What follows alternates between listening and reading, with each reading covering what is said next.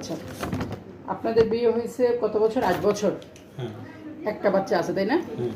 একটা বাচ্চা আছে, তো এবার আবার প্রেগনেন্ট। তো আমি যখন আপনাদের দেখছিলাম তখন ওয়াইফের নেগেটিভ রক্ত পেলাম।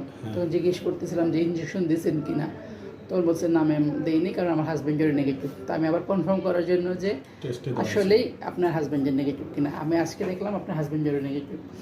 এটা যত রকমের রেয়ার কাপল আছে তার মধ্যে একটা, যে দুইজন মিলে নেগেটিভ। তো আমাদের রক্তের গ্রুপ নেগেটিভ নিয়ে অনেক ধরনের টেনশন কাজ করে, ভয় কাজ করে। আসার কথা হচ্ছে স্বামী স্ত্রী যদি দুজন নেগেটিভ থাকে তাহলে বাচ্চার কোনো সমস্যা হবে না, বাচ্চা নেগেটিভ রক্তের গ্রুপের হবে, কিন্তু বাচ্চার ডেলিভারি করার রিলেটেড কোনো ক্ষতি হবে না, সমস্যা হবে না। এবং রক্তের গ্রুপ নেগেটিভ এর জন্য কোনো প্রবলেম হবে না। দুজন নেগেটিভ হলে এটা একটা ভালো জিনিস, হাজব্যান্ডের বাচ্চা ভালো থাকবে। কারণ আমরা অসংখ্য নারী পুরুষ দেখেছি যাদের একজন নেগেটিভ, বিশেষ করে ওয়াইফ নেগেটিভ হলে স্বামী যদি পজিটিভ হয় বাচ্চার জন্ডিস হতে পারে, বাচ্চা মায়ের পেটের ভিতরে মারাও যেতে পারে। তো সেটা প্রিভেন্ট করার জন্য আমরা মাকে ইঞ্জেকশন দিয়ে রাখি যাতে না হয়। তো আপনাদের সেই ইঞ্জেকশনও লাগবে না যেহেতু দুজনেই নেগেটিভ। শুধু এইটুকু বার্তা দেওয়ার জন্য আমি ভিডিওটা করলাম।